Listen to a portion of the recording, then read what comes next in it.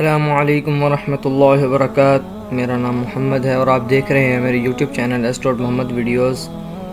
تو آج میں آپ کو لے کر چلوں گا ایسے مقدس مقامات پر جنہیں دیکھنے کی تمنا ہر مسلمان کے دل میں ہوتی ہے۔ دوستو، یہ ویڈیو آخر تک لازمی دیکھیے گا کیونکہ ہر لمحہ ایمان کو تازگی دینے والا ہے۔ تو چلیے شروع کرتے ہیں یہ ایمان افروز سفر۔ سب سے پہلے ہم موجود ہیں اس مقام پر جہاں دنیا کی سب سے عظیم ہستی ہمارے پیارے نبی حضرت محمد صلی اللہ علیہ وآلہ وسلم کی ولادت ہوئی۔ یہ مکہ مکرمہ کا وہ مبارک گھر ہے جہاں سے نور ہدایت دنیا میں پھیلا۔ آج یہاں ایک لائبریری موجود ہے۔ یہ وہیں جگہ ہے جس نے تاریخ کو بدل دیا اور جس کے فیض سے انسانیت کو ہدایت ملی۔ تو ہم نے یہ پہلی اپنی زیارت کی ہے، اب ہم اپنی اگلی زیارت کی طرف چلیں گے۔ اگلی زیارت پر جانے سے پہلے میں آپ کو یہ بتاتا چلوں کہ سامنے آپ کو دفتر نظر آ رہا ہوگا۔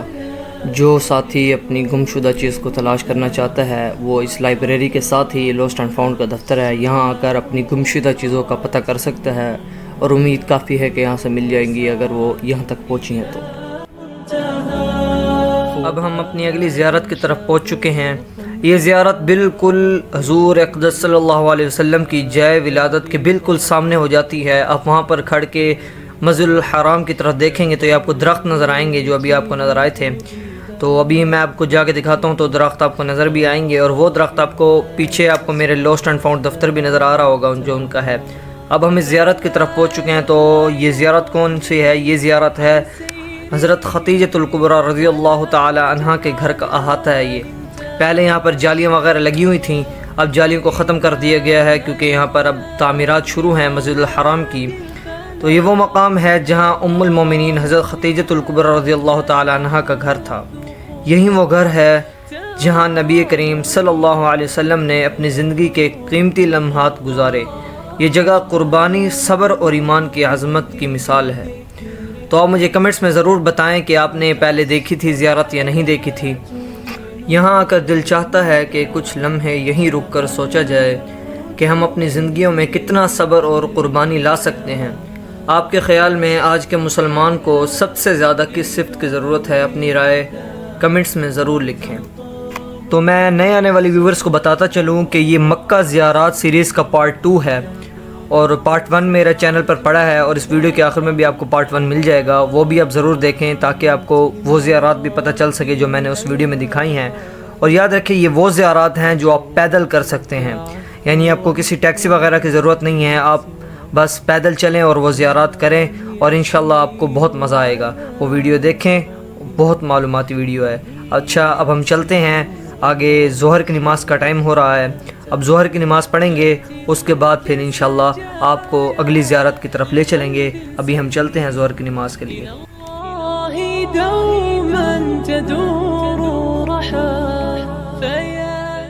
تو اب ہم نے ظہر کی نماز ادا کر لی ہے اور اپنی اگلی زیارت کے لیے نکلے ہیں، اور راستے میں کبوتر دیکھے تو طارق بھائی نے کہا چلو ان کو دانہ ڈال دیتے ہیں۔ حالانکہ اپنے کھانے کے لیے لائے تھے لیکن انہوں نے کہا نہیں، پہلے ان کو ڈال دیں گے، ہم پھر کھا لیں گے۔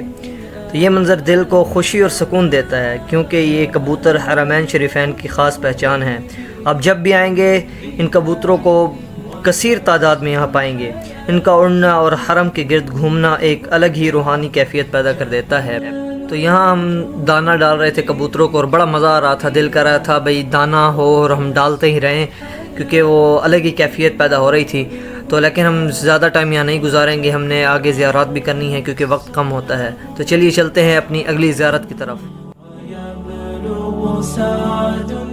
تو اب ہم پہنچ چکے ہیں اپنی اگلی زیارت مسجد شجرہ کے پاس۔ آپ کو سامنے مسجد شجرہ نظر آئی ہوگی۔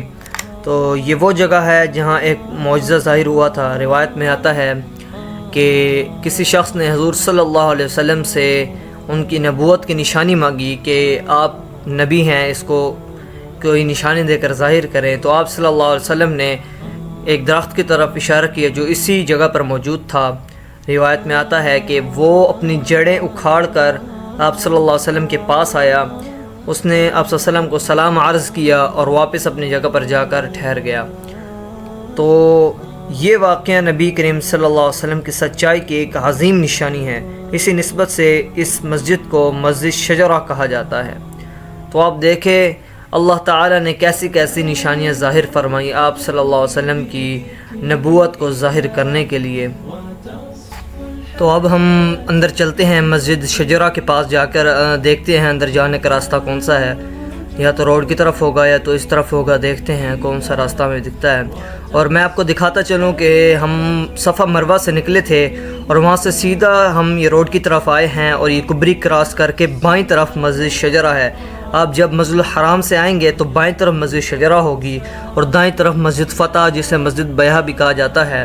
اس کے بارے میں انشاءاللہ آپ کو اگلی ویڈیو میں ڈیٹیل کے ساتھ تاریخ بھی بتاؤں گا اس کی، اور اس کا وزٹ بھی کریں گے انشاءاللہ ہم۔ ابھی تو ہم اس زیارت کی طرف چلتے ہیں جہاں ہم آئے ہوئے ہیں۔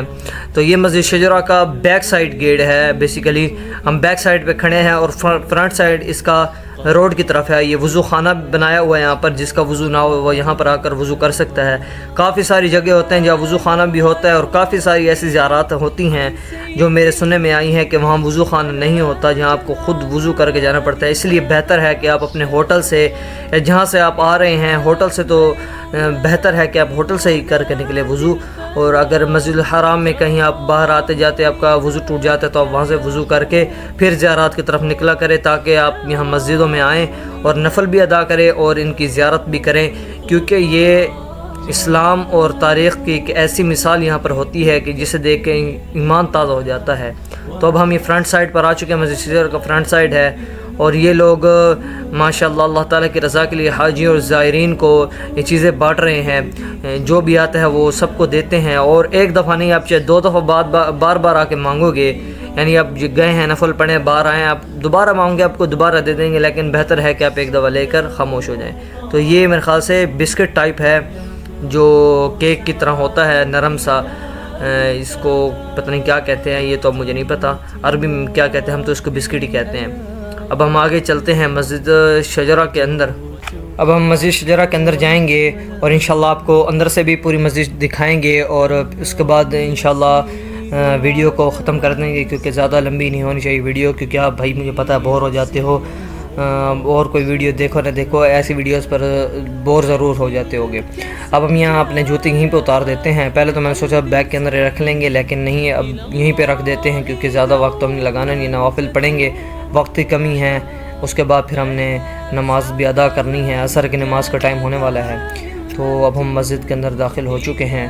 یہاں پر دیکھ سکتے ہیں ماشاءاللہ بہت ٹھنڈی مسجد ہے، بہت زیادہ ٹھنڈی، چل ماحول ہے یہاں پر۔ آپ چلر دیکھ سکتے ہیں کتنے زیادہ چلر یہاں پر لگے ہوئے ہیں، اور یہاں پر لوگ بیٹھے بھی ہیں گرمی کی وجہ سے۔ اور یہاں پر یہ دیکھیں فریج میں بوتلیں بھری پڑی ہیں۔